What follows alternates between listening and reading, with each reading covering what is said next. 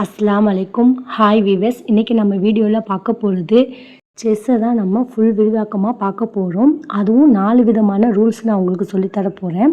First rules வந்து coin move பண்ணுறது. Second rules வந்து காயினை கேப்சர் பண்ணுறது, அதாவது காயினை அடிக்கிறதுன்னு சொல்லுவாங்களே அதான். தேர்டு ரூல்ஸ் வந்து சோல்ஜர் ப்ரொமோஷன். ஃபோர்த் ரூல்ஸ் வந்து கேஸ்டில் ரூல்ஸ். இந்த 4 ரூல்ஸை பற்றி தான் பொறுமையாக விளக்கமாக சொல்லியிருக்கிறேன். வீடியோவை ஸ்கிப் பண்ணாமல் பார்த்தா தான் உங்களுக்கு தெளிவாக புரியும். செஸ் போர்டில் காயினை எப்படி அரேஞ்ச் பண்ணுறது, எப்படி மூவ் பண்ணுறது அப்படின்றது நல்லா பொறுமையாக ஒரு வீடியோ போட்டிருக்கேன். அதை டிஸ்கிரிப்ஷனில் கொடுக்குறேன். முடிஞ்சால் எண்டு ஸ்க்ரீன்லேயும் ஆட் பண்ணுறேன், நீங்கள் ஓப்பன் பண்ணி பாருங்கள். சேனலை சப்ஸ்கிரைப் பண்ணிவிட்டு வீடியோக்குள்ளே போகலாம். ஸோ இது எப்படி அடிக்கணும் காயின் அப்படின்றத இந்த சோல்ஜரை வச்சு தான் நம்ம ஃபஸ்ட்டு பார்க்க போகிறோம். சோல்ஜர் எப்படி அடிக்கும், காயினெல்லாம் எதிராளியை வந்து எப்படி தாக்குது அப்படின்றது, எப்படி கேப்சர் பண்ணுறது அப்படின்னு தான் பார்க்க போகிறோம். கேப்சர்னால் அதை தாக்குறது. இப்போ சோல்ஜர் வந்து என்ன பண்ணுறாங்க, ஃபஸ்ட்டு வந்து ஏற்கனவே சொன்ன மாதிரி இந்த 4 வரைக்கும், இந்த 4 பாக்ஸ் வரைக்கும் இவங்களுது. மீதி இந்த இருக்கிற 4 பாக்ஸ் வந்து அவங்க ஆப்போசைடு உள்ளது. நம்ம 4 பாக்ஸுக்குள்ளே நம்ம 2 ஸ்டெப் எடுத்து வைக்கலாம், இல்லை ஒரு ஸ்டெப் எடுத்து வைக்கலாம், அது நம்மளுடைய இஷ்டம். அதே மாதிரி தான் அவங்களும் அவங்க 2 ஸ்டெப் எடுத்து வச்சு வைக்கலாம், ஒரு ஸ்டெப் எடுத்து வைக்கலாம், அதோடைய அவங்களுடைய இஷ்டம். இப்போ எப்படி மூவ் பண்ணுறது நான் வாங்க பார்க்கலாம். இப்போ நம்ம ஒரு ஸ்டெப்பு 2 ஸ்டெப் எடுத்து வைக்கிறோம்னு வச்சுக்கோ. நம்ம இடத்துக்குள்ளே நம்ம 2 ஸ்டெப் எடுத்து வச்சுக்கிறோம். அவங்க வந்து என்ன பண்ணுறாங்க, அவங்களும் 2 ஸ்டெப் எடுத்து வைக்கிறாங்க. அப்படி 2 ஸ்டெப் எடுத்து வைக்கும்போது இப்போ அவங்கள அடிக்கலாமான்னா அடிக்கக்கூடாது. இவங்க வந்து அடிக்கக்கூடாது. அதாவது இந்த மாதிரி இருந்தால் மட்டும்தான் அவங்களால அடிக்க முடியும். நேராக வந்து சிப்பாயை வந்து அடிக்க முடியாது. கிராஸாக மட்டும்தான் அவங்களால அடிக்க முடியும். இப்படி வேணால் அவங்க அடித்து தூக்கலாம். நீங்கள் இருக்கும்போது இவங்க நாட்டுக்குள்ளே நம்ம போக முடியாது. இவங்க காயின் முன்னாடி தடங்கள் ஆயிடுச்சு, எங்கள் ஏரியா உள்ளே வரக்கூடாது அப்படின்னு சொல்லுவாங்களே, அந்த மாதிரி எங்கள் நாட்டுக்குள்ளே நீங்கள் வரக்கூடாது அப்படின்ற மாதிரி வந்து ஒரு சோல்ஜர் வந்து பாதுகாப்பு கொடுக்குறாங்க இந்த நாட்டுக்கு.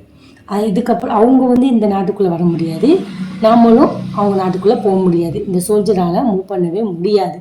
அவங்க அப்படி மூவ் பண்ணணும்னு நினச்சா எப்படி மூவ் பண்ணி போகணுன்னா, இப்போ இந்த பக்கம் இருந்துச்சுன்னா இவங்க இந்த காயை தூக்கிட்டு அதுக்கப்புறம் இவங்க இந்த உள்ளே போகலாம், இதுக்குள்ளே என்ட்ரி ஆகி உள்ளே போகலாம். அப்படி தான் மூவ் பண்ணி உள்ளே போக முடியும். இதுதான் சோல்ஜருடைய வேலை. இவங்க அடிச்சதாக இருந்தால் கிராஸாக மட்டும்தான் அவங்களால அடிக்க முடியும். அதாவது இந்த 2 பகுதி மட்டும்தான் அவங்களால அடிக்க போக முடியும். ஒன்று கிராஸாக இது பாருங்கள், இப்படி அடிக்கலாம், இல்லை இந்த சைடு அடிக்கலாம், அவங்களோட இஷ்டம். லெஃப்டாக ரைட்டான்றதை பார்த்து அவங்க அடிச்சுக்கலாம். ஆனால் வந்து இந்த மாதிரி இருந்தால் அவங்கள நம்ம என்ட்ரி ஆகி உள்ளே போக முடியாது. அவங்க லாக் பண்ணிட்டாங்க. இதுதான் சோல்ஜருடைய வேலை. இப்போ இந்த மாதிரி வச்சுட்டாங்கன்னு வச்சுக்கோங்களேன், இவங்க ஆப்போசைடு உள்ளவங்க இந்த இடத்த இவங்க அடிச்சிடுவாங்க. இவங்க என்ன பண்ணுவாங்க, இந்த சைடு உள்ளவங்க இவங்கள அடித்து தூக்கிடுவாங்க. இந்த மாதிரி தான் சோல்ஜரை வந்து அடிச்சு நம்ம தூக்குறது. சிப்பாயை பொறுத்த வரைக்கும் கிராஸாக மட்டும்தான் அடிக்க முடியும். இந்த ஃப்ரண்ட் பகுதியில் அடிக்க முடியாது. மூவ் பண்ணுறது மட்டும்தான் அது ஃப்ரண்ட் சைடு இப்படி மூவ் பண்ணிட்டு போவோம். ஆனால் அடிக்கிறது மட்டும் கிராஸாக தான் அடிக்கும். சிப்பாயை பொறுத்த வரைக்கும் ஒரு ஸ்டெப்பு முன்னாடி மூவ் பண்ணிடுச்சுன்னா அது பின்னாடி வரவே முடியாது. செஸ் ரூல்ஸை பொறுத்த வரைக்கும் இது முன்னாடி போயிட்டே தான் இருக்கணும், பின்னாடி வர்றதுக்கு வாய்ப்பே இல்லை. ஆனால் இப்போ இந்த 5 காயினும் இப்போ இங்கேருந்து மூவ் பண்ணி இந்த சைடு போனாலும், இப்போ நான் உதாரணம் சொல்கிறேன், ராணி இருக்காங்கன்னு வச்சுக்கோங்களேன், இப்படி முன்னாடி போனாலும் அவங்க ஆப்போசைடு சைடு போயிட்டா கூட திருப்பி அவங்க இந்த இடத்துக்கு வந்து சேர்ந்துடலாம். ஆனால் இந்த 4 காயினும் இதே மாதிரி முன்னாடி போயிட்டு திருப்பி பின்னாடி நம்ம இடத்துக்கே வந்துடலாம்.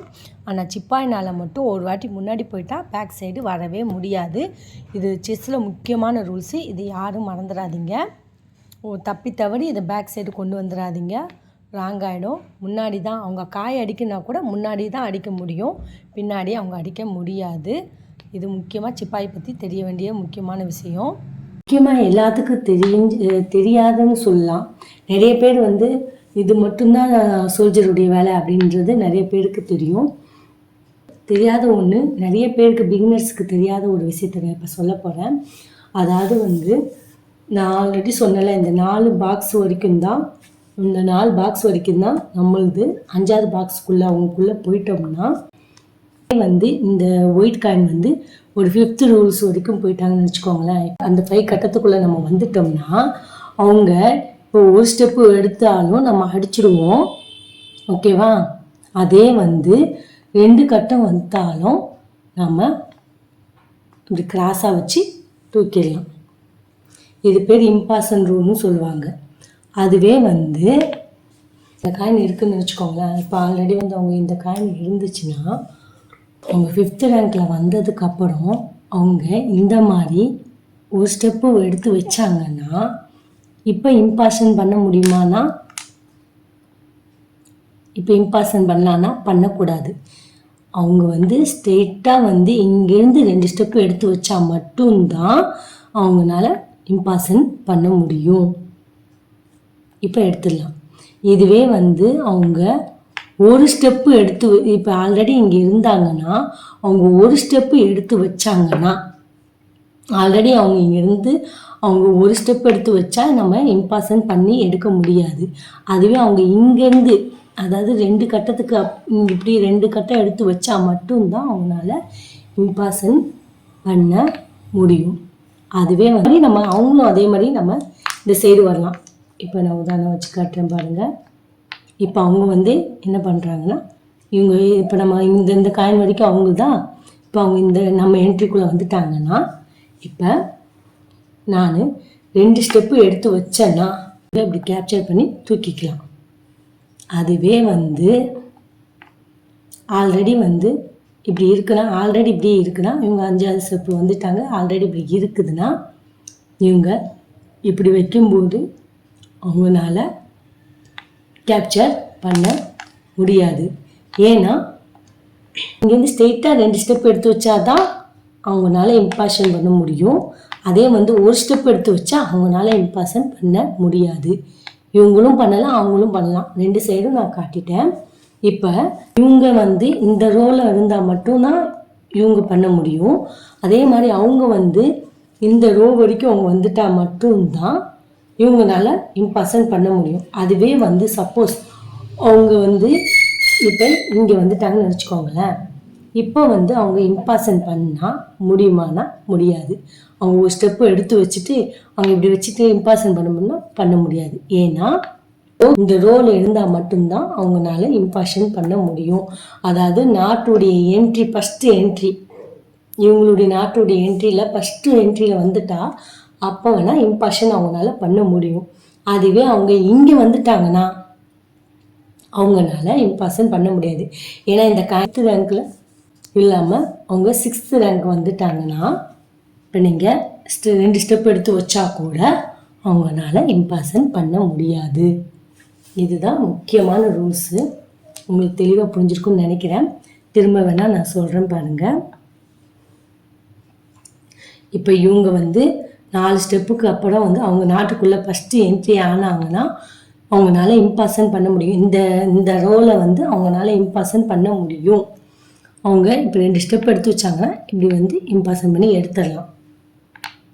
அதுவே வந்து ஒரு ஸ்டெப்பு அதாவது இவங்க இப்படி இருந்தாங்கன்னா ஒரு ஸ்டெப்பு எடுத்து வச்சா அவங்களால இம்பாசன் பண்ணி எடுக்க முடியாது. இது 2வது ரூல்ஸு. இந்த லைனில் மட்டும்தான் அவங்களால இம்பாசன் பண்ண முடியும். அதுவே அவங்க இந்த இதில் இருந்து இங்கே வரைக்கும் போயிட்டாங்கன்னா இவங்க 2 ஸ்டெப்பு எடுத்து வச்சாங்கன்னா அவங்களால இப்படி இம்பாசன் பண்ண முடியாது. இந்த லைனில் மட்டும் அவங்களால இம்பாசன் பண்ண முடியாது. அதாவது இவங்களும் அதே மாதிரி தான். இந்த லைனுக்கு வந்துட்டாங்கன்னா அவங்களால இம்பாசன் பண்ண முடியாது.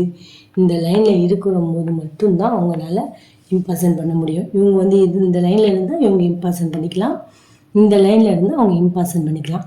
இதுதான். இது அளவுக்கு தெளிவாக நல்லா எக்ஸ்பிளைன் பண்ணிவிட்டேன். இதை தெரிஞ்சு நீங்கள் ஃபாலோ பண்ணிக்கோங்க. இம்பாசன் ரூல் பற்றி தான் நான் சொல்கிறேன்.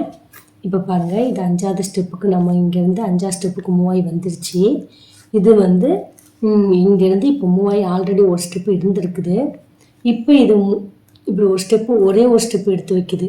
அப்படி ஒரு ஸ்டெப் எடுத்து வச்சா இம்பாசனே கிடையாது. நான் சொல்லியிருக்கேன்ல, இப்போ நீங்கள் இப்படி கிராஸ் பண்ணால் கூட இது எடுக்க முடியுமா? எடுக்க முடியாது. இது வந்து இங்கே இருந்தனால ஒரு ஸ்டெப் தான் எடுத்து வச்சிச்சு. அதனால் இம்பார்சன் கிடையாது. இதுவே இங்கேருந்து இப்படி இருந்துச்சுன்னா கண்டிப்பாக அவங்க இம்பார்சன் பண்ணி எடுத்துக்கலாம் பிளாக் காயின். ஆனால் அது நான் இங்கே தானே இருந்துச்சு, ஆனால் ஒரு ஸ்டெப் எடுத்து வைக்கணும், இதில் இம்பார்சன் பண்ண முடியவே முடியாது. இதில் தெரிஞ்சுக்கோங்க, 2 ஸ்டெப் எடுத்து வச்சா மட்டும்தான் இம்பார்சன் பண்ண முடியும். ஒரு ஸ்டெப்பில் மட்டும் பண்ணவே முடியாது. அதுவும் எந்த காயின் இம்பார்சன் பண்ண போதும் அது வந்து நம்ம இந்த 5வது கட்டத்தில் தான் வந்து இம்பார்சன் பண்ண முடியும். 6வது கட்டத்தில் வந்து இம்பார்சன் பண்ணவே முடியாது. நல்லா தெளிவாக புரிஞ்சிருக்குன்னு நான் நினைக்கிறேன். இப்போ பாருங்கள், 5வது லைனுக்கு வந்து இப்போ இம்பார்சன் ஆகிருக்கு. இப்போ இம்பார்சனுக்கு லைனில் வந்து நிற்கிது. ஆல்ரெடி ஒரு காயின் இருக்குது. இதை வந்து இம்பார்சன் பண்ண முடியுமானா பண்ண முடியாது. ஏன்னா இது ஒரு ஸ்டெப்பு தானே எடுத்து வைக்குது, அதனால் இம்பார்சன் பண்ண முடியாது. அதுவே இது பண்ண முடியுமா, இது 2 ஸ்டெப் எடுத்து வச்சா கண்டிப்பாக இம்பார்சன் பண்ண முடியும். நான் ஆல்ரெடி சொன்ன மாதிரி ஒரு ஸ்டெப்பு எடுத்து வச்சா இம்பார்சன் பண்ண முடியாது, 2 ஸ்டெப்பு எடுத்து வச்சனால இம்பார்சன் பண்ண முடியும். இதுதான் ரூல்ஸு, இதுதான் இம்பார்சன் ரூல்ஸுன்னு சொல்லுவாங்க. இப்போ இம்பார்சன் ரூல் நம்ம பார்த்தாச்சு. இம்பார்சன் ரூல் பண்ண முடியாத ஒரு சூழ்நிலை வரும். அது எப்படின்னா, இந்த வந்து யானை வந்து இப்போ இதுக்கு நேராக இருக்குதுன்னு நினச்சிக்கோங்களேன். இப்படி இருந்துச்சுன்னா இப்போ இது 2 ஸ்டெப்பு எடுத்து வைக்குது. 2 ஸ்டெப்பு எடுத்து வச்சா இம்பார்சன் பண்ணலாமா, பண்ணக்கூடாது. ஏன்னா இதை நம்ம இம்பார்சன் பண்ணணும்னா இது ஸ்ட்ரெயிட்டாக ராஜாவை அடிச்சிடும், அப்போ இது இல்லீகல் ஆகிடும். அதனால் இந்த ஸ்டேஜுக்கு நம்ம இம்பார்சன் பண்ண முடியாது. எந்தெந்த இடத்துல இம்பார்சன் பண்ண முடியாதுன்னு நல்லா தெரிஞ்சுக்கோங்க. இப்போ நம்ம இம்பார்சன் சாதா டைம்னா, இப்போ நம்ம ராஜாவுக்கு எந்த ஆபத்து இல்லைன்னா நம்ம ஸ்ட்ரெயிட்டாக இம்பார்சன் பண்ணலாம். ஆனால் இப்போ ராஜா வந்து இந்த யானைனால ராஜா வந்து வீழ்த்தப்படுவார்னால நம்ம இம்பார்சன் பண்ண முடியாது. இது 2 ஸ்டெப் வச்சா கூட நம்மளால் இம்பார்சன் பண்ண முடியாது. இப்படி எடுத்து வச்சிட்டோம்னா நீங்களே பாருங்கள், ஸ்ட்ரெயிட்டாக யானை வந்து ராஜாவை தூக்கிடுவாங்க. அதனால் இம்பார்சன் பண்ண முடியாது. ரூலுக்கு பார்த்த மாதிரி இதே மாதிரி ஆப்போசைடு நான் இப்போ நான் வந்து வச்சு காட்டுறேன் பாருங்கள். இப்போ ஆல்ரெடி வந்து ஒயிட்டுக்கு வந்து எப்படி இம்பார்சன் பண்ணணும்னு நான் பார்த்தேன். இப்போ பிளாக்குக்கு எப்படி இம்பார்சன் பண்ணலாம் பார்க்கலாம். இப்போ வந்து இப்போ 2 ஸ்டெப்பு மூவ் பண்ணிட்டோன்னு நினச்சிக்கோங்களேன். மூவ் பண்ணோன்னே இது இம்பார்சன் பண்ணலாமா, பண்ணக்கூடாது. இப்படி இம்பார்சன் பண்ணும்போது இந்த யானை வந்து ராஜாவை தூக்கிடும். நம்ம ஏற்கனவே ஒயிட் காயினில் பார்த்த மாதிரி தான் இந்த மாதிரி தூக்கிடும். இந்த மாதிரி இருந்தால் நீங்கள் இம்பார்சன் பண்ணக்கூடாது. இப்போ பாருங்கள், இது வந்து 5th ரேங்க் இருக்குது. இது வந்து இந்த ஸ்டெப்லேருந்து 5th ரேங்க் வரைக்கும் வந்துருச்சு. இந்த பான் வந்து 2 ஸ்டெப் எடுத்து வைக்க போகுது. இந்த ஸ்டேஜில் நாம் இம்பார்சன் பண்ண முடியுமா, முடியாது. ஏன்னா நம்ம இம்பார்சன் பண்ணணும்னா இந்த யானை ஸ்ட்ரெயிட்டாக வந்து ராஜாவை தூக்கிடுவாங்க. அதனால் இம்பார்சன் பண்ணக்கூடாது. பண்ணோம்னா நம்மளுக்கு தான் லாஸ் ஆகும். ஸோ அதனால் இந்த ஸ்டெப்புக்கு அது பண்ணாலும் நம்ம இம்பார்சன் பண்ணக்கூடாது. ஷார்ட்டாக சொல்லணுன்னா, நம்மளுக்கு இப்போ இம்பார்சன் பண்ணும்போது நம்மளுக்கு எந்த எதுவும் கட்டம் இல்லாமல் இருந்துச்சுன்னா கண்டிப்பாக இம்பார்சன் பண்ணலாம். நம்மளுக்கு இம்பார்சன் பண்ணும்போது நம்மளுக்கு ஆபத்து, ராஜா மூலயமா ஆபத்து வருதுன்னா நம்மளுக்கு அந்த இம்பார்சன் பண்ணவே தேவையில்லை. இதுதான் பேசிக் ரூல்ஸு. இதை தெரிஞ்சிட்டிங்கன்னா நீங்கள் கரெக்டாக விளையாடலாம். இதுதான் செஸ்ஸுடைய முக்கியமான ரூல்ஸு. இவ்வளோ டீப்பாக நான் சொன்னதுக்கு காரணம், உங்களுக்கு அந்த இம்பார்சன் ரூல் தெரிஞ்சிச்சுன்னா அழகாக வந்து இந்த சோல்ஜர் வச்சு நீங்கள் அழகாக அடிக்கலாம். அதுக்கான இதுதான் நான் இவ்வளோ டீட்டெயிலாக எக்ஸ்பிளைன் பண்ணியிருக்கேன். இது பேசிக்கான ரூல்ஸ் வந்து பிகினர்ஸ்க்கெலாம் தெரியறதுக்கு ரொம்பவே கஷ்டம். இதை தெரிஞ்சுக்கிட்டிங்கன்னா உங்களுக்கு ரொம்ப ரொம்ப ஈஸியாக இருக்கும். சோல்ஜர் வந்து ஒரு ப்ரொமோஷன் அடையும் அப்படின்னு சொல்லுவாங்க. அதாவது ப்ரொமோஷன்னா இப்போ இது இப்படி ஒரு ஸ்டெப்பாக அவங்க ஆடி விளையாடி ஏதோ ஒரு காயின் மூவ் பண்ணி அவங்க ஒரு ஸ்டெப்பாக இப்படி வந்துட்டு இந்த லாஸ்ட் என்ட்ரியில் வந்துட்டாங்கன்னு நினச்சிக்கோங்களேன். இப்போ ஒரு ப்ரொமோஷன் கிடைக்கும். அதாவது எப்படின்னா, இந்த லாஸ்ட்டாக 8வது கட்டத்துக்கு போகிறதுக்கு முன்னாடி அவங்க இப்போ இந்த இப்போ 4 காயின் வெட்டியிருந்தா கூட அவங்க இந்த 4 காயினில் ஏதாவது ஒரு காயின் அந்த இடத்துல வச்சுக்கலாம். அடுத்த ஸ்டெப்பு வந்து மூவ் பண்ணும்போது நம்ம எடுத்து வச்சுக்கலாம். அதுக்கு வந்து மந்திரி, குதிரை, யானை இந்த 3 காயினையும் நம்ம ஏதாவது ஒன்று எடுத்து வைக்கும்போது இதுக்கு பேர் தான் அண்டர் ப்ரொமோஷன் சொல்லுவாங்க இங்கிலீஷில். இதே வந்து நம்ம இந்த 3 காயில் எதுவும் எடுத்து வைக்காமல் நான் வெறும் இது மட்டும் எடுத்து வைக்க சொன்னால் இது குயின்னு சொல்லுவாங்க. குயினை நான் வைக்க போறேன்னு சொல்லுவாங்க. இதுக்கு பேர் தான் நான் சொல்கிறேன் உங்களுக்கு தெரியணுன்றதுக்காக. இதுக்கு 3த்தில் ஏதாவது ஒன்று எடுத்து வச்சோம்னா அது அண்டர் ப்ரொமோஷன் சொல்லுவாங்க. இதை எடுத்து வச்சா குயின்னு சொல்லுவாங்க. இப்போ நான் வைக்கும்போது ஒரு ரூல்ஸும் இருக்குது. அது எப்படின்னா வெட்டி வச்சுருக்காங்கன்னா நம்ம கையில் எடுத்துக்கணும். இந்த காயின் விளையாடும் போது நம்ம இதை தூக்கி வச்சுட்டு நம்ம எடுக்கக்கூடாது. எப்படின்னா நம்ம இதை எடுத்து கையில் இப்படி வச்சுக்கணும். வச்சுட்டு இப்படி வச்சுக்கணும். வச்சுட்டு இந்த சிப்பாயை இந்த இடத்துல வச்சுட்டு அதுக்கப்புறம் இந்த காயினை வைக்கணும். இதுதான் ரூல்ஸ் படி விளையாடணும்னா இப்படி தான் விளையாடணும். இந்த காயினை இப்படி சும்மா இப்படி வச்சுட்டு கையெல்லாம் எடுக்கக்கூடாது. எடுத்துட்டோம்னா அவங்க ஒத்துக்க மாட்டாங்க. ஆப்போசைடு விளையாடுறவங்க ஒத்துக்க மாட்டாங்க. அதனால நம்ம இந்த காயினை அவங்க எங்கே வச்சுக்கோம் டக்குன்னு இந்த காயினை எடுத்துட்டு இப்போ இங்கே இப்படி பிடிச்சிட்டு இது இப்படி வச்சுட்டு அதுக்கப்புறம் இப்படி வைக்கணும்.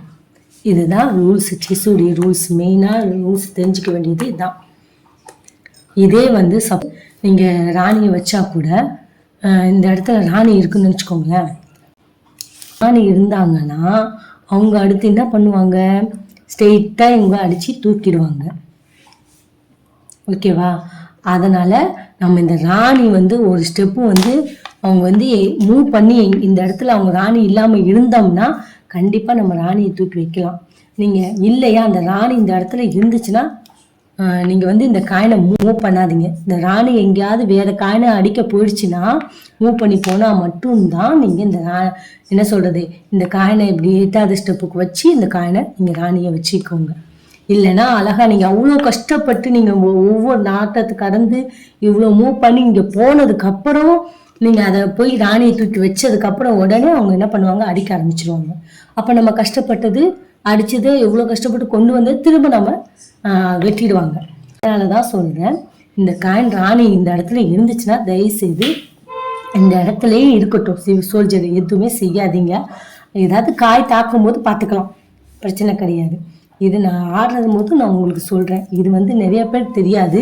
இந்த காயினை அப்படியே ஸ்ட்ரெயிட்டாக கொண்டு போய் லாஸ்ட்டாக என்ன ஆகுன்றது யாருக்குமே நிறைய பேர் தெரியாது. பிகினர்ஸ்க்கு நான் தான் சொல்கிறேன்.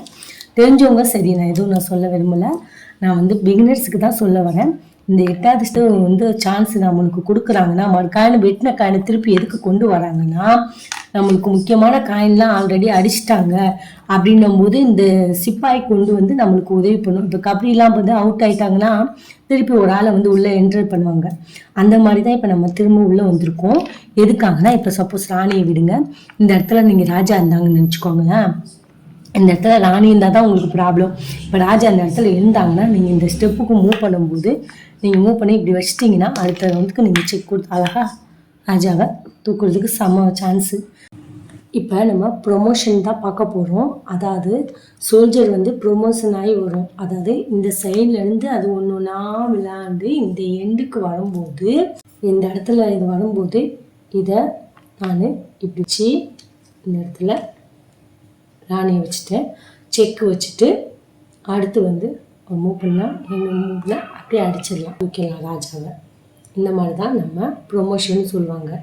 இதே ராணி வச்சா கியூனின்னு பேர். இதே 3ல் ஏதாவது ஒன்று இங்கே வச்சோம்னா அதுக்கு அண்டர் ப்ரொமோஷன் சொல்லுவாங்க. ஆனால் இது இந்த 4 பொருளை எது வச்சா ராஜாவை தாக்கும், ராஜாவை வீழ்த்த முடியுமோ அதுதான் இங்கே வைக்கணும். அப்போ தான் ஈஸியாக ராஜாவை தாக்கலாம். இந்த இடத்துல வந்து அது ப்ரொமோஷன் ஆகி இந்த இடத்துல வந்து நின்றுருக்கு. இந்த இடத்துல நிற்கும்போது இப்போ நம்ம இந்த இடத்துல எதை வச்சா ராஜா வீழ்த்தலாம் அப்படின்றது பார்க்கலாம். இப்போ வந்து செக் கொடுத்துருக்கனால நம்ம ஒரே ஸ்டெப்பில் தான் வீழ்த்தணும் ராஜாவை. இப்போ நம்ம ராணியை வச்சா கூட யானை வந்து இந்த பக்கம் வந்து ராஜாவை தாக்கிறதுக்கு ரெடியாக இருக்காங்க. இந்த பக்கம் வந்தாலும் பிரச்சனை, இந்த பக்கம் வந்தாலும் மூவ் பண்ணாலும் பிரச்சனை. இப்படி போகலான்னா லாக் பண்ணாலும் அது ஆல்ரெடி வந்து இந்த காணி இருக்குது. இந்த பக்கம் வரலான்னா இந்த மந்திரி வந்து தாக்குவாங்க. ஸோ அதனால் இந்த ராணியை வச்சு நம்ம ராஜாவை வீழ்த்த முடியாது. அதனால் இது வைக்க முடியாது. ப்ரொமோஷன் பண்ணி ஒரு பிரயோஜனம் இருக்காது. இனி வந்து நம்ம பண்ண முடியாது. அதுபோல் 3 அண்டர் ப்ரொமோஷன் சொன்னல, மந்திரி, குதிரை, யானை, இந்த 3ல் எது வைக்கலான்னா இது வச்சாலும் வராது, மந்திரி வச்சாலும் வராது. பாருங்கள், ப்ரொமோஷன் ஆகி நம்ம குதிரையை வச்சோன்னா அழகாக ராஜாவை தூக்கிடலாம். இல்லைன்னா வந்து அது ட்ராவில் முடிஞ்சிடும். இந்த இடத்துல ப்ரொமோஷன் வைக்கும்போது பார்த்து வைங்க, இது மெயினானது. இந்த இடத்துல வந்து இவ்வளோ கஷ்டப்பட்டு வந்து நம்ம வைக்கிறதுல தான் இருக்குது. இதுதான் ப்ரொமோஷன் சொல்லுவாங்க. ஸோ முடிஞ்ச வரைக்கும் தெளிவாக எக்ஸ்பிளைன் பண்ணிட்டேன். நம்ம சோல்ஜரை எப்படி நம்ம கேப்சர் பண்ணணும் அப்படின்றது சொல்லிட்டேன். இப்போ நம்ம யானையை எப்படி அடிக்கலான்றதை பார்க்கலாம். யானையை பொறுத்த வரைக்கும் இப்போ இந்த இடத்துல நம்ம காயின் இருக்கிறதுனால இப்படி தாண்டிட்டு நம்மளால் போக முடியாது. இந்த காயின் இருக்கிறதுனால இந்த யானை வந்து எந்த இடத்துக்கும் மூவ் ஆகாது. ஃபஸ்ட்டு வீடியோவில் நான் ஆல்ரெடி வந்து நான் இதை பற்றி சொல்லியிருந்தேன். இப்போ இந்த காயின் இல்லாமல் இருந்துச்சுன்னா ஸ்ட்ரெயிட்டாக இவரை போய் அழகாக தாக்கலாம். அவர் அப்படி தானே பாருங்கள். இவர் நான் சொன்னல காணி இருக்கிற வரைக்கும் தான் அவர் தடையாக இருப்பார்.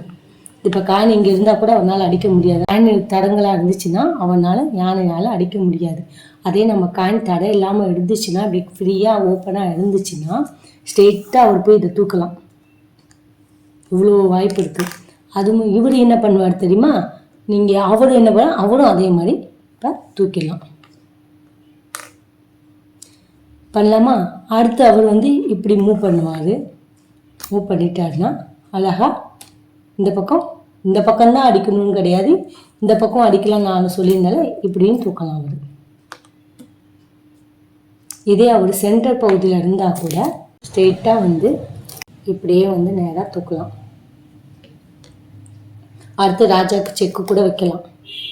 இந்த மாதிரி பண்ணலாம். யானையை பொறுத்த வரைக்கும் எவ்வளோ தூரம் வேணாலும் போகலாம். ஆனால் அதனால் வெட்டிக்கலாவோ இல்லை அரிசாண்டாலாவோ மட்டும்தாங்க போக முடியும். குறுக்க கிராஸாக மட்டும் போகவே முடியாது. காயை அடிக்கணும்னு நினச்சா இருக்கணும், இல்லை இப்படி இருக்கணும். இந்த ரெண்டு இடத்த தான் அவங்களால தாக்க முடியும். அவரை பொறுத்த வரைக்கும் இப்படி அடிப்பார், இப்படி அடிப்பார். இந்த சைடும் அடிக்கலாம், இந்த சைடும் அடிக்கலாம். ஆனால் அவனால் அடிக்க முடியாதது இந்த கிராஸ் ஒன்று தான். இப்போ இந்த அவர் அடிக்க முடியாதுன்றதுனா இந்த பிளாக் வச்சு காட்டுறேன். அதுக்காக இது வந்து காயினை அடிக்க இதில் சும்மா உங்களுக்கு காட்டுறதுக்காக. இந்த பக்கம் மட்டும் அவரால் அடிக்கவே முடியாது. ஆனால் இந்த பகுதி மட்டும் அவரால் எவ்வளோ தூரத்தில் இருந்தால் கூட அவர் ஈஸியாக வந்து தாக்கிடுவார். இப்படி வந்து தாக்குவார், இப்படி வந்து தாக்குவார், இப்படி வந்து தாக்குவார், இப்படி வந்து தாக்குவார். இதுதான் யானையுடைய கேப்சர் பண்ணுறது எப்படின்னு நான் சொல்லிட்டேன். அடுத்ததாக வந்து ஓகே, ஃபஸ்ட்டு சோல்ஜரை பார்த்துட்டோம். ரெண்டாவது யானை எப்படி அடிக்கணும் அப்படின்றத பார்த்துட்டோம். இப்போ வந்து குதிரை. ஏற்கனவே சொன்ன மாதிரி எப்போவுமே இவர் ஸ்ட்ரெயிட்டாக மட்டும் அடிக்க மாட்டார். ஏன்னா அவர் 2 ஸ்டெப்பு எடுத்து வச்சுட்டு இந்த ரைட்டாக லெஃப்டாக ரைட்டாக அப்படி தான் போவாரே தவிர ஸ்ட்ரெயிட்டாக அவரால் எந்த காயினையும் அடிக்க முடியாது. இப்போ குதிரை பற்றி சொல்லணுன்னா ஒரு காயின் முன்னாடி இருந்தால் கூட அவர் ஜம்ப் பண்ணி 2 ஸ்டெப்பு எடுத்து வச்சுட்டு லெஃப்டாக ரைட்டான்னு அவர் பார்ப்பார். அது அவருடைய முடிவு. காயின் இருந்தால் இந்த பக்கம்னாலும் அடிச்சுக்குவார் அவர். 2 காயின் அவங்களுக்கு இந்த பக்கம் இருந்துச்சுன்னு வச்சுக்கோங்களேன். ஒரு காயின் ஆப்போசிட் காயின் இருந்துச்சுன்னா அவர் இப்படி வந்துட்டு இப்படியும் அடிக்கலாம், இப்படியும் அடிக்கலாம். ஓகேவா? அந்த மாதிரி அடிப்பார். இதே அவர் வந்து சென்ட்ரு பகுதியில் இருக்காருன்னா அவர் எப்படிலாம் தாக்குவாருன்னு ஆல்ரெடி நான் வச்சு காட்டியிருந்தேன்ல. இந்த காயின் வைக்கல நான் உங்களுக்கு காரணம். இது சுற்றி அவர் எப்படி இங்கே பாருங்கள், 2 ஸ்டெப்பு வச்சிடறாரா இந்த பக்கம் அடிச்சிடுவார், 2 ஸ்டெப்பு வச்சிடறாரா இந்த பக்கம் அடிச்சிடலாம், 2 ஸ்டெப் வச்சா இந்த பக்கம் அடிக்கலாம், 2 ஸ்டெப் வச்சா இந்த பக்கம் அடிக்கலாம். இந்த சென்ட்ரு பகுதி வந்தாலும் ஆட்டோமேட்டிக்காக எல்லாத்தையும் தாக்குவாருன்னு சொல்லியிருந்தால இப்படி தான் அவர் அடிக்கிறது. ஸோ ரொம்ப இம்பார்ட்டன்ட்டு. ஒரு ஃபைனல் டச் வரைக்கும் இருந்தாருன்னா இவரும் ராணி மட்டும் இருந்தானா போதுங்க, ஆட்டத்தை சூப்பராக மூவ் பண்ணி போயிடலாம். யானை கூட மெயின் தான். இது உங்கள் 3 பேர் இருந்தால் மட்டும் எப்படியோ சூப்பராக ஆட்டோமேட்டிக்காக எதிரியை நல்லா தாக்கிடலாம். அதை பாதுகாத்தாரு தான் நம்ம கையில் இருக்குது. இந்த மாதிரி இடத்துல வந்துட்டால் 2 ஸ்டெப்பு வந்துட்டார்ல, 2 ஸ்டெப்பு வந்துட்டு இந்த பக்கம் ராணியை அழகாக தூக்கிடலாம். அப்படி தூக்கிடலாம். இந்த இடத்துல அவர் வந்துட்டாருன்னா அழகாக ராஜாவை செக் வச்சு தூக்கிடலாம். பாருங்கள், எல் ஷேப்பில் ராஜாவை அழகாக இப்படி தூக்கிடலாம். மற்ற காயினாவது வந்து என்ன சொல்கிறது கிட்டக்க இப்போ இதெல்லாம் போகணுன்னா கிட்டக்க வரைக்கும் போகணும், ராஜா கிட்டக்க போய் நின்று மோதி பார்க்கணும். இவர் தூரத்துலேருந்து அழகாக வந்து தூக்கிடுவார், எல் ஷேப்பில் வந்து தூக்கிடுவார். யானையை பொறுத்த வரைக்கும் எதுவுமே இல்லைன்னா தான் ராஜாவை அப்படி தாக்குவார். இவர் என்ன காணி இங்கனக்குள்ளே இருந்தால் கூட இவர் வந்து அசால்ட்டாக வந்து ராஜாவை தூக்கிடலாம், செக் வச்சு தூக்கிடலாம். இதே வந்து யானையாக இருக்கட்டும், மந்திரியாக இருக்கட்டும், ராணி, இத்தனை பேரில் வந்து தாக்கிறதா இருந்தாலும் இவங்களுக்கு வந்து இந்த இடத்துல ராஜாவுக்கு வந்து எந்த காரணமே இருக்கக்கூடாது. இருந்தால் மட்டும்தான் இவங்கெல்லாம் வந்து இப்போ ராணியாக தூக்கி விடுவாங்க. மந்திரி கூட இப்படி மூவ் பண்ணி இப்படி அடிச்சுக்குவாங்க. இவங்களும் அதே மாதிரி யானை இது மாதிரி தூக்குவாங்க. ஆனால் இந்த எத்தனை காணி இதை சுற்றி ராஜா வச்சு பாதுகாப்பாக இருந்தால் கூட ஆனால் குதிரை ஈஸியாக போய் அவங்கள அட்டாக் பண்ணி ராஜாவை தூக்கிடுவார். இதுதான் குதிரைக்கான பவர். இது எந்த காணி இருந்தால் அவங்க காணி இருந்தாலும் சரி, நம்ம காணி இங்கே இருந்தால் கூட எது இருந்தாலும் இவக்கிட்டு அசால்ட்டாக வந்து ராஜாவை தூக்கிடுவார். இதே மற்ற காணின்னா இருந்தால் அவங்க இந்த இடத்துல எந்த காணி இருந்தாலும் அவங்களால அடிக்க ஏன்னா ராஜாவை ஓரளவுக்கு தடுத்துருவாங்க. ஆனால் இவர் மட்டும் எத்தனை காய் இருந்தாலும் அசால்ட்டாக தூக்கிடுவார். அதனால் குதிரையை முடிஞ்ச வரைக்கும் பாதுகாக்கணும். இப்போ வந்து யானை எப்படி அடிக்கிறதுன்னு சொல்லிட்டேன். குதிரை எப்படி வந்து அடிப்பாங்க, சோல்ஜர் எப்படி அடிப்பாங்கன்னுன்றத 3 விஷயத்த நம்ம பார்த்துட்டோம். இப்போ நம்ம பார்க்க போகிறது பிஷப், அதாவது மந்திரி வந்து எப்படி அடிப்பார் அப்படின்றத நம்ம பார்க்கலாம். இவர் வந்து எப்படின்னா அப்படி இருக்காருன்னா பண்ணுறது உங்களுக்கு ஆல்ரெடி நான் சொல்லியிருந்தேன். இந்த மாதிரி கிராஸில் தான் அவர் மூவ் பண்ணுவார், இந்த பக்கம் கிராஸில் தான் அவர் மூவ் பண்ணுவார். இவங்க வந்து பிளாக் பக்கமே வந்து அடிப்பாங்க, இந்த பக்கம் உள்ளவங்க வந்து ஒயிட் பக்கமே வந்து காயின் வந்து அடிப்பாங்க. இவங்க பிளாக்னா இவங்க ஒயிட்டு அடிப்பாங்க. இப்படி இருக்காங்கன்னு வச்சுக்கோங்களேன். இவங்க எப்படியே இந்த பிளாக் சைடு உள்ள காயினெல்லாம் இவங்க வந்து அடிப்பாங்க, இவங்க வந்து ஒயிட் சைடு உள்ளதெல்லாம் இவங்க அடிப்பாங்க. அதாவது இப்போ இவங்க இருக்குல்ல சிப்பாயி இப்படி இருக்குன்னா இவங்க பிளாக் அசால்ட்டாக வந்து இப்படி தூக்கிடுவாங்க, இவங்க வந்து வீட்டிலேருந்து வந்து இப்படி தூக்குவாங்க. இதுக்கு தான் ரெண்டுமே வந்து கிராஸாக தான் அடிக்க முடியும். இவங்களால ஸ்ட்ரெயிட்டாக வந்து ஸ்டெப்பு மூவும் பண்ண முடியாது, ஸ்ட்ரெயிட்டாக அடிக்கவும் முடியாது. இவங்க கிராஸாக மட்டும்தான் அடிக்க முடியும். இப்போ அவங்க ராஜாவே அடிக்கனா கூட சோல்ஜர் இருந்தால் அவங்களால அடிக்க முடியாது, சோல்ஜரை தான் அடிப்பாங்க, ராஜாவை அடிக்க முடியாது. நான் சொன்னல முன்னாடி எந்த காயின் இருந்தாலும் அவங்களால தாண்டிட்டு அடிக்க முடியாது. எது இருக்கோ அதை தான் அவங்களால வந்து கேப்சர் பண்ண முடியும். ஸோ இப்போ எதுவுமே இல்லாமல் இந்த இடத்துல வந்து காயின் இல்லாமல் இருந்துச்சுன்னா இவங்க அசால்ட்டாக வந்து ராஜாவை செக் கொடுத்து இவங்க அசால்ட்டாக தூக்கிடலாம். இதுதான் இவங்களுடைய பவர். நான் ஏற்கனவே சொல்லிட்டேன், மந்திரிக்கும் சரி, யானைக்கும் சரி, ராணிக்கும் சரி, இந்த 3 பேருக்குமே சரி காயின் முன்னாடி இருந்தால் அதை தாண்டிட்டு போய் அவங்களால அடிக்க முடியாது. காயினை வேணால் முன்னாடி வேணால் இருந்தால் அடிக்கலாம், ஆனால் காயினை தாண்டி இவங்களால எந்த இதுவும் அடிக்க முடியாது. குதிரைக்கு மட்டும்தான் அந்த பவர் இருக்குது. நான் சொன்ன மாதிரி இப்போ தெரிஞ்சிச்சா அவங்களுக்கு மந்திரி எப்படி அடிக்கணும்னு தெரிஞ்சிருக்கும். கிராஸாக அடிக்கணும், ஸ்ட்ரெயிட் பார்வை கிடையாது. நான் மறுபடியும் சொல்கிறேன், இவங்க வந்து கிராஸாக அடிப்பாங்க, யானை வந்து ஸ்ட்ரெயிட்டாக இப்படி போகும், இப்படி போகும், இப்படி போகும், இப்படி போகும். ஆனால் யானையால் கிராஸாக போக முடியாது, மந்திரியால் கிராஸாக மட்டும்தான் போக முடியும், ஸ்ட்ரெயிட் மூவும் எடுக்க முடியாது. இந்த வேலையை வந்து இவங்க செய்ய முடியாது, இவங்க வேலையை அவங்க செய்ய முடியாது அப்படின்னு சொல்லுவாங்கள்ல, அந்த மாதிரி தான். இவங்களுக்கு ஒரு வேலைன்னா இவங்களுக்கு ஒரு வேலை, ரெண்டும் ஒரே வேலையாக இருக்காது. இவங்க ஸ்ட்ரெயிட்டாக தான் அடிப்பாங்க, இவங்க கிராஸாக தான் அடிப்பாங்க. இதுதான் இவங்க 2 பேருக்கான வித்தியாசமே. கடைசியாக முக்கியமாக பார்க்க வேண்டிய ஒரே ஒரு விஷயம்னு சொன்னால், நான் அடிக்கடி சொன்ன மாதிரி ராணி தாங்க ராஜாவை பொக்கிஷமாக பாதுகாப்பாங்க. எப்படின்னா இவங்க எல்லார் பக்கமும் வந்து தாக்குவாங்க. அது எப்படின்னா பாருங்க, ராணி எந்தெந்த இடத்துல அடிக்கலான்னு அப்படின்றது நான் இப்போ காட்டுறேன் பாருங்க.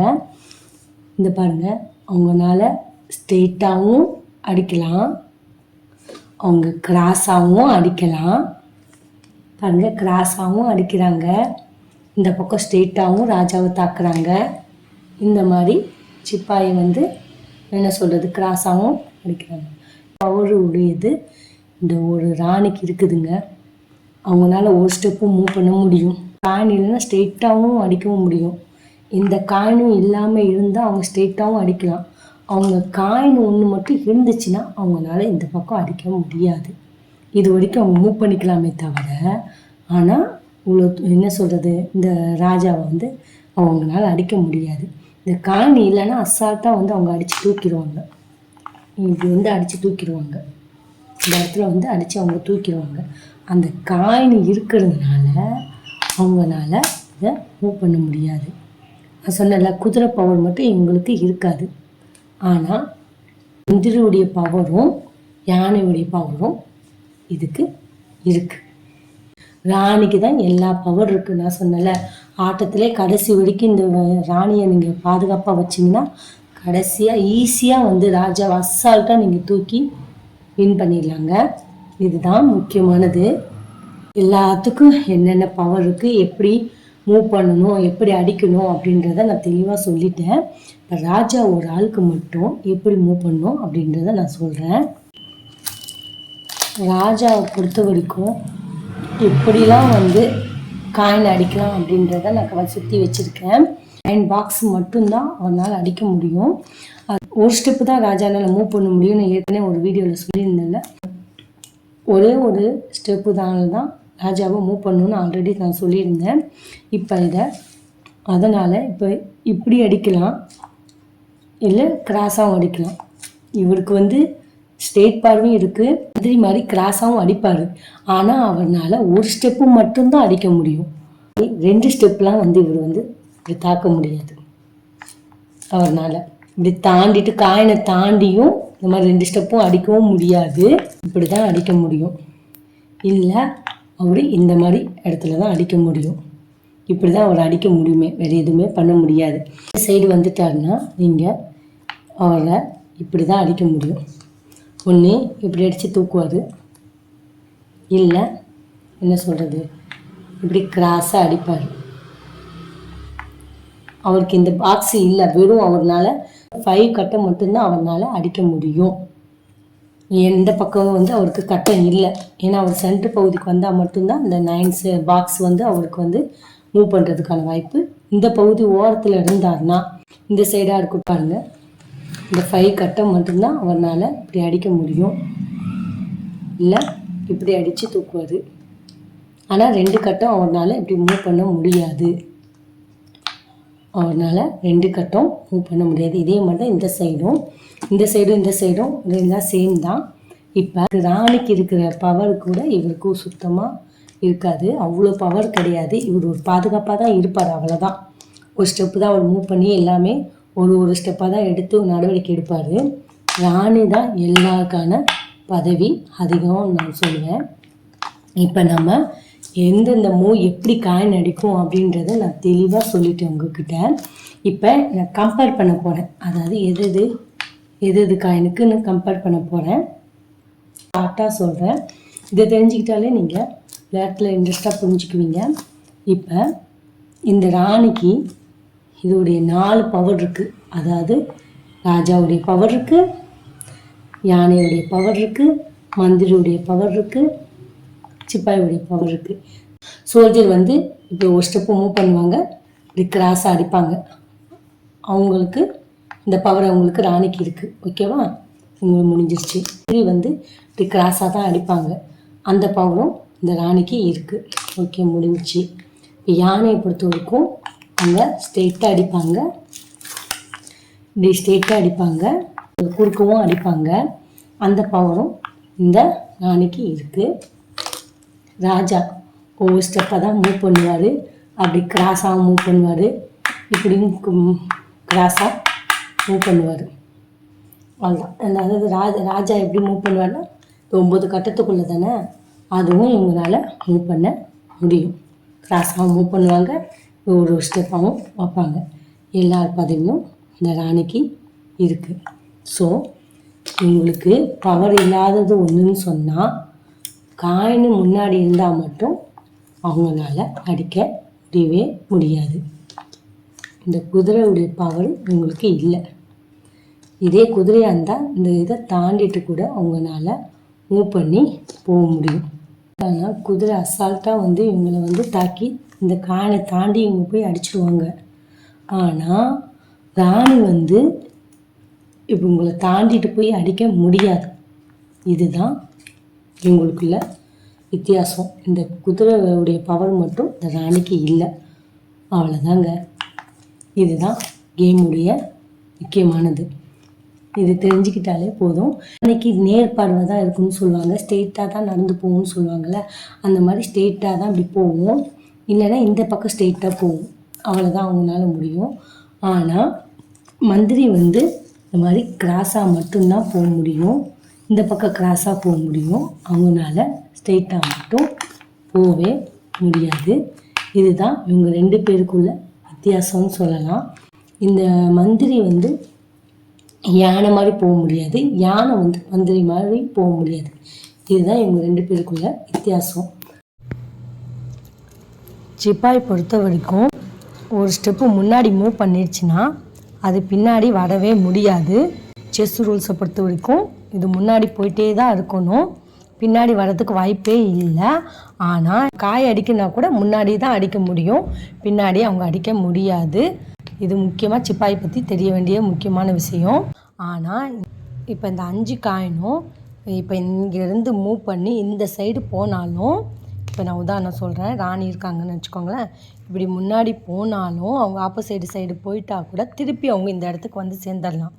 ஆனால் இந்த 4 காயினும் இதே மாதிரி முன்னாடி போயிட்டு திருப்பி பின்னாடி நம்ம இடத்துக்கே வந்துடலாம். இந்த 5 காயினும் நம்ம எவ்வளோ தூரத்துக்கு முன்னாடி போனாலும் சரி, பின்னாடியும் வரலாம், முன்னாடியும் மூவ் பண்ணலாம். இந்த 5 காயினுக்கும் இந்த வாய்ப்பு இருக்குங்க. முக்கியமாக பிகினர்ஸ்க்கு வந்து கேஸ்டியூல் ரூல்ஸ்னால் என்னென்னே தெரியாது. ஸோ இந்த செஸ்ஸில் வந்து நான் கேஸ்டியூல் ரூல்ஸ் பற்றி தான் நான் சொல்ல போகிறேன். இப்போ கேஸ்டியூல் எதுக்காக பயன்படுத்துகிறாங்க முதல் தெரிஞ்சுக்கோங்க. இப்போ வந்து ராஜாவுக்கு நேராக வந்து எந்த காயினும் இல்லாமல், அதாவது நம்ம காயின் எதுவுமே முன்னாடி இல்லாமல் இருந்துச்சுன்னா நம்ம தற்காப்புக்காக இதை வந்து இடம் மாற்றி வைப்போம். அதுக்கு தான் கேஸ்டியூல் நாம பயன்படுத்துகிறோம். எந்த காயின் இல்லை அப்படின்னா அவங்க ஆப்போசைடு உள்ள காயின் வந்து நம்மளை தாக்கிறதுக்கு ரெடியாக இருக்கிறாங்க. ஸோ அதனால் நம்ம அதுக்கு இடம் கொடுக்காம ராஜாவை தப்பிக்க வைக்கணும்னா ஒன்று இந்த சைடு மூவ் பண்ணணும், இந்த மாதிரி காலியாக இருக்கணும். அதே மாதிரி இந்த பக்கமும் எந்த காயின் இருக்கக்கூடாது. நம்ம 2 பக்கமும் காயின் எதுவுமே இல்லாமல் யானை மட்டும் இருந்துச்சுன்னா நம்ம இந்த கேஸ்டியூலை பயன்படுத்தலாம். அதுவும் இதை பயன்படுத்துவதற்கு முன்னாடி வந்து இதை ஒரு வாட்டி கூட மூவ்மெண்ட் இந்த மாதிரி எடுத்து நீங்கள் மூவ் பண்ணியிருக்கவே கூடாது. யானையாக இருக்கட்டும் இல்லை ராஜாவாக இருக்கட்டும், 2ஐயும் ஒரு வாட்டி கூட இப்படி ஒரு வாட்டியோ இப்படி மூவ் பண்ணியிருக்கக்கூடாது. இதையும் ஒரு வாட்டியாவது இப்படி கொண்டு போய் அவங்க ஒரு வாட்டி கூட யூஸ் பண்ணியிருக்கவே கூடாது. அப்படி பண்ணால் மட்டும்தான் நம்ம கேஸ்டியூலை வந்து யூஸ் பண்ண முடியும். இல்லைன்னா அந்த கேஸ்டியூல் ரூல்ஸை வந்து நம்ம ஃபாலோ பண்ணவே முடியாது. நீங்கள் ஒரு வாட்டி மூவ் பண்ணிட்டீங்கன்னா அவ்வளோதான், அது இந்த விளையாட்டுலேயே நம்ம கேஸ்டியூல் வந்து நம்ம யூஸ் பண்ணவே முடியாது. அதனால் ஃபஸ்ட்டு நம்ம எல்லா காயினும் மூவ் பண்ணால் கூட இந்த யானையும் ராஜாவையும் முடிஞ்ச வரைக்கும் நீங்கள் மூவ் பண்ணாமல் பார்த்துக்கோங்க. அப்போ தான் இந்த வந்து கேஸ்டியூல் வந்து நம்ம யூஸ் பண்ணி இந்த விளையாட்டில் விளையாட முடியும். இப்போ இந்த இது எப்படி மூவ் பண்ணுன்னா, இப்போ ஃபஸ்ட்டு ராஜாவை தான் மூவ் பண்ணணும், யானையை மட்டும் மூவ் பண்ணக்கூடாது. அது ரூல்ஸ் படி தப்பு. வந்து இப்போ இந்த சைடு வந்து ராஜா 2 கட்டம் மூவ் பண்ணுவார், சரியா? அதுக்கப்புறம் இந்த யானை வந்து அவரும் ஒரு 2 கட்டம் மூவ் பண்ணுவார் இந்த சைடு இருக்கும்போது. இப்படி அவரால் மூவ் பண்ண முடியும். அதுவே அவர் இப்படி மூவ் பண்ண போறாரு, இல்லை இந்த சைடு நான் சேவ் பண்ணிக்கிறேன் அப்படின்னு நினைச்சாருன்னா அவர் இந்த மாதிரி 2 கட்டத்தை மூவ் பண்ணலாம். யானை மட்டும் 3 கட்டம் மூவ் பண்ணுவாங்க. இந்த சைடு வந்து அவங்களால 2 கட்டம் தான் மூவ் பண்ண முடிஞ்சிச்சு, இந்த பக்கம் வந்து 3 கட்டம் வந்து அவங்க மூவ் பண்ணலாம். ஏன்னா ராஜா எந்த இடத்துல தானே இருக்காரு, அதனால 3 கட்டத்துக்கு வர்றதுக்கு வாய்ப்பு இருக்கு. ஆனால் நம்ம வைக்கும்போது அவங்கக்கிட்ட ரூல்ஸ் சொல்லும்போது நான் கேஸ்டியூல் யூஸ் பண்ணும்போது இங்கே பாருங்க, இப்படி இதை 2 கட்டம் வச்சுட்டு அதுக்கப்புறம் தான் இது யானையை மூவ் பண்ணணும். இப்படி மூவ் பண்ணிட்டு அதுக்கப்புறம் நீங்கள் ராஜா வச்சிங்கன்னா கேஸ்டியூல் வந்து ரூல்ஸ் படி ஏற்றுக்க மாட்டாங்க, ஆப்போசைடு உள்ளவங்க ஏற்றுக்க மாட்டாங்க. அதனால் நம்ம ஃபஸ்ட்டு என்ன பண்ணுறோம், இதை ராஜாவை 2 கட்டம் வச்சுட்டு அதுக்கப்புறம் தான் நம்ம யானையை மூவ் பண்ணணும். இதுதான் ரூல்ஸ் படி கரெக்டு, ஓகேவா? இந்த சைடு நீங்கள் மூவ் பண்ண போகிறீங்கன்னா ஃபஸ்ட்டு ராஜாவை 2 கட்டம் வச்சுட்டு இந்த மாதிரி யானையை 2 கட்டம் இங்கே இந்த பக்கம் நீங்கள் மாற்றி வச்சுக்கலாம். இது இந்த பக்கம் ரூல்ஸுக்கு 3 கட்டம் இந்த பக்கம் ரூல்ஸுக்கு யானைக்கு 2 கட்டம் தான். ஓகேவா? இப்படி தான் கேஸ்டில் யூஸ் பண்ணணும். ஆனால் கேஸ்டில் யூஸ் பண்ணுறதுக்கு முன்னாடி இன்னும் ஒரு முக்கியமான ஒரு கண்டிஷன் இருக்குது. இப்போ சப்போஸ் வந்து செக்கில் இருக்காங்கன்னு நினச்சிக்கோங்களேன். இப்போ ராணி வந்து இதில் செக் விட்டு வச்சிருக்கிறாங்க, இப்போ செக்கில் வந்து அவங்க அடிக்க போகிறாங்க அப்படின்னா அந்த நேரத்தில் நம்ம கேஸ்டில் பண்ணிக்கலாமான்னா கண்டிப்பாக கூடவே கூடாது. ரூல்ஸ் படி தப்பு. அந்த டைமில் நம்ம யூஸ் பண்ணக்கூடாது. செக்கில் இருக்கும்போது கண்டிப்பாக ராஜாவை மூவ் பண்ண முடியாது. அதை நீங்கள் மூவ் பண்ணாமல் வச்சுருந்தா கூட, இப்படி நான் மூவே ஒரு வாட்டி கூட பண்ணலை அப்போ கூட நான் வைக்கலாமான்னா வைக்கக்கூடாது. ஏன்னா அவங்க செக் வைக்கும் ஒரு நேரத்தில் நம்ம இந்த நேரத்தில் வந்து நம்ம கேஸ்டில் வந்து பயன்படுத்தவே கூடாது. அதே வந்து சப்போஸ் ராணி வந்து யானை அடிக்க போகுது அப்படின்னு தெரிஞ்சிச்சுன்னா நீங்கள் அந்த டைம் மட்டும் நீங்கள் கேஸ்டில் யூஸ் பண்ணிக்கலாம். அப்போ கூட ராஜாவை 2 கட்டம் வச்சுட்டு அதுக்கப்புறம் இதை மூவ் பண்ணிக்கணும். அதுவே வந்து ராணி வந்து யானையை தாக்குற மாதிரி இருந்துச்சுன்னா நம்ம கேப்சர் பண்ண போகுது, ராணி வந்து யானையை கேப்சர் பண்ண போகுதுன்னா நம்ம அப்போ சேவ் பண்ணிக்கலாம் யானையை. அதாவது இந்த மாதிரி 2 கட்டத்தில் மாற்றி வச்சுட்டு இந்த யானையை இந்த பக்கம் மாற்றி வைக்கணும். இந்த மாதிரி மாற்றி வச்சு கேஸ்டில் பண்ணி யானையை தப்பிக்க வைக்கலாம். அதுவே வந்து ராஜா இந்த இடத்துல இருக்கும்போது ராணி வந்து இந்த மாதிரி செக் வைக்கும்போது ஸ்டேஜில் வந்து ராணி வந்து ராஜாவை செக் வைக்கும்போது கண்டிப்பாக வந்து நம்ம கேஸ்டில் பண்ணக்கூடாது. அதை பயன்படுத்தினா கூட ஆப்போசிட் உள்ளவங்க வந்து ஒத்துக்க மாட்டாங்க. இதுதான் ரூல்ஸு. கேஸ்டிலை பொறுத்த வரைக்கும் இது முக்கியமாக தெரிஞ்சுக்க வேண்டியது. நான் ஏற்கனவே சொன்ன மாதிரி ஃபஸ்ட்டு கையை வந்து மூவ்மெண்ட் எடுத்து வைக்கிறது, ராஜாவை தான் 2 கட்டம் எடுத்து வச்சுட்டு அதுக்கப்புறம் தான் இது யானையை 2 கட்டம் எடுத்து வைக்கணும். இது ஃபஸ்ட்டு. 2வது வந்து ராஜா வந்து எந்த மூவ்மெண்ட்டும், ராஜாவும் யானையும் எந்த மூவ்மெண்ட்டும் ஒரு டைம் போயிட்டு வந்திருக்கக்கூடாது. எந்த மூவ் பண்ணாமல் இருந்தால் மட்டும்தான் இந்த கேஸ்டிலை பயன்படுத்த முடியும். 3வது ரூல்ஸு, இப்போ செக்கில் இருக்கும்போது கண்டிப்பாக வந்து ராஜாவை வந்து கேஸ்டிலில் பயன்படுத்தக்கூடாது. 4வது ரூல்ஸ் வந்து ராணி வந்து யானையை கேப்சர் பண்ண போகுதுன்னா அப்போ நம்ம இதில் கேஸ்டில் பண்ணிக்கலாம். ராஜா செக்கில் இருக்கும்போது மட்டும் தான் பண்ண முடியாது. ராணி வந்து யானையை அடிக்கும்போது நம்ம கேப்சர் பண்ணிக்கலாம். எப்படி கேப்சர் பண்ணணுன்னா, இப்போ ராஜாவை இந்த மாதிரி 2 ஸ்டெப்பு எடுத்து வச்சுட்டு இப்போ யானையை 3 ஸ்டெப்பு மூவ் பண்ணி தப்பிக்க வைக்கலாம். இந்த மாதிரி தப்பிக்க வச்சு கேஸ்டிலில் பயன்படுத்தலாம். இந்த கரெக்டான முறையில் வந்து நீங்கள் கேஸ்டில் யூஸ் பண்ணிங்கன்னா கண்டிப்பாக வின் ஆகலாம். கேஸ்டில் வந்து முக்கியமாக வந்து ராஜாவை பாதுகாக்கிறதுக்கு தான் இந்த கேஸ்டில்ன்ற ஒரு வார்த்தையே பயன்படுத்தியிருக்கிறாங்க. இந்த இதை வந்து நீங்கள் நல்லா ட்ரிக்கை யூஸ் பண்ணி நீங்கள் கேமில் விளாண்டிங்கன்னா கண்டிப்பாக வின் ஆகலாம். கண்டிப்பாக ட்ரை பண்ணி பாருங்கள். எனக்கு தெரிஞ்ச எல்லா ரூல்ஸையும் நான் உங்களுக்கு ஷேர் பண்ணிட்டேன். வீடியோ லென்த்தாக போனாலும் ஒரு வீடியோவும் நான் ஸ்கிப் பண்ணாமல் பொறுமையாக சொல்லி கொடுத்துருக்குறேன். இந்த வீடியோ உங்களுக்கு பிடிச்சிருந்துச்சின்னா கண்டிப்பாக எனக்கு கமெண்ட் பாக்ஸில் கமெண்ட் பண்ணுங்கள். நீங்கள் கமெண்ட் பண்ணுறதுக்கும் நான் ரிப்ளை பண்ணுறேன். எனக்கு தெரிஞ்ச இதெல்லாம் உங்களுக்கு நான் ரிப்ளை பண்ணுறேன். கண்டிப்பாக கமெண்ட் பாக்ஸில் கமெண்ட் பண்ணுங்கள். தேங்க்யூ ஃபார் வாட்சிங் வீடியோ. அஸ்ஸலாமு அலைக்கும்.